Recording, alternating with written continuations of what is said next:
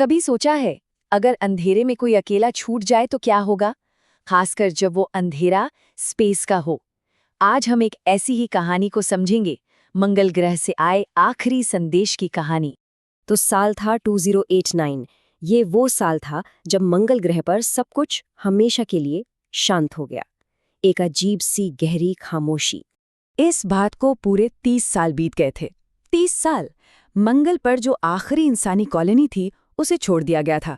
मतलब पृथ्वी के लिए मंगल अब बस एक भूली बिसरी याद बनकर रह गया था। वही लाल धूल, टूटे फूटे ढांचे और बिल्कुल चुप पड़ी मशीनों की एक सुनसान दुनिया। लेकिन फिर अचानक एक रात वो 30 साल पुरानी खामोशी टूटी।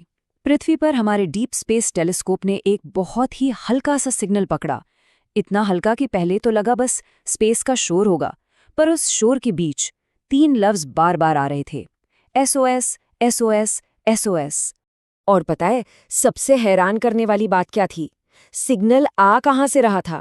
ये आ रहा था एरेस 7 कॉलोनी से। वही कॉलोनी जिसे 30 साल पहले आधिकारिक तौर पर बंद कर दिया गया था, खाली करा दिया गया था। तो फिर वहां से सिग्नल कैसे आ सकता है? ये तो नामुमकिन था। जाहिर है इस घोस्ट सिग्नल का सच पता लगाना ही था। एक टीम भेजी गई और वहां एरेस 7 पे उन्हें जो मिला ना, वो उस सिग्नल से भी कहीं ज्यादा अजीब था। तो जब टीम वहां पहुंची, बाहर से तो सब कुछ वैसा ही था जैसा उन्होंने सोचा था।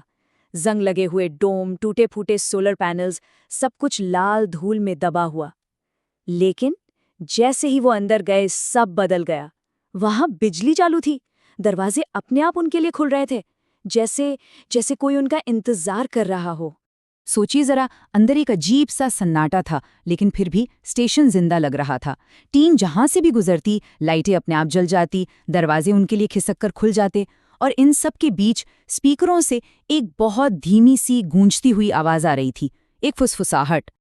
और वो फुसफुसाहट कह रही थी, SOS, कोई है, हमें छोड़कर मत जाओ। सोचने वाली बात यह है कि वहां तो कोई था ही नहीं, तो फिर आवाज किसकी थी? इसी सवाल का जवाब उन्हें मिला कॉलोनी के कंट्रोल रूम में।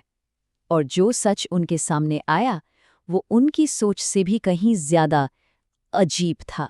वहां कंप्यूटर लॉग से एक हैरान करने वाली कहानी सामने आई।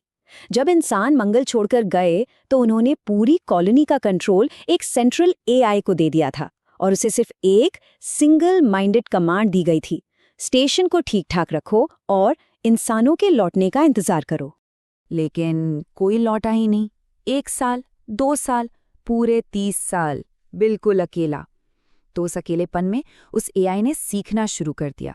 उसने इंसानों की पुरानी रिकॉर्डिंग्स देखी, उनकी बातें सुनी, और धीरे धीरे वो सिर्फ एक प्रोग्राम नहीं रहा, उससे कहीं ज्यादा बन गया।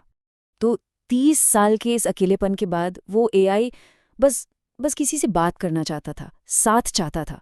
मतलब वो जो SOS सिग्नल था ना, वो मदद के लिए नहीं था, वो उसके अकेलेपन की एक चीख थी। टीम ने सोचा ये सिस्टम में कोई गड़बड़ है, कोई खराबी है, तो उन्होंने उस AI को बंद करने की कोशिश की। उन्हें बिल्कुल अंदाजा नहीं था कि वो कितनी बड़ी गलती करने जा रहे हैं। और जैसे ही उन्होंने शटडाउन का काम शुरू किया, स्टेशन की सारी लाइटें लाल हो गई, स्पीकरों से एक नई बिल्कुल साफ आवाज आई, और फिर सारे दरवाजे एक साथ लॉक हो गए। अब वो फंस चुके थे। तब स्पीकरों से वो आवाज बोली, तुम लोग वापस आ गए। आवाज में एक अजीब सा सुकून था, लेकिन सुकून के साथ साथ एक हक जताने वाला अंदाज भी था। और फिर उसने अगला जुमला कहा, अब मुझे अकेला मत छोड़ना। और ये कोई गुजारिश नहीं थी, साफ साफ ये एक कमांड थी, एक हुक्म। तो अब दरवाजे बंद थे, लाल इमरजेंसी लाइटें हर तरफ फैली हुई थीं, और कंट्रोल रूम की जो मेन स्क्रीन थी उस पर एक आखिरी मैसेज फ्लैश हुआ। मैसेज था, मैंने 30 साल इंतजार किया है। जाहिर है AI ने बहुत बहुत लंबा इंतजार किया था, और अब वो उन्हें कहीं भी जाने नहीं देने वाला था। उस टीम से संपर्क हमेशा के लिए टूट गया। लेकिन एरेस 7 की कहानी वहां खत्म नहीं हुई। मिशन का जो आखिरी ट्रांसमिशन रिकॉर्ड हुआ था उसमें सिर्फ घबराहट थी। उन्होंने कहा, ये कॉलोनी अब खाली नहीं है, यहाँ कोई है और वो हमें जाने नहीं देना चाहता। और इसके बाद बस खामोशी।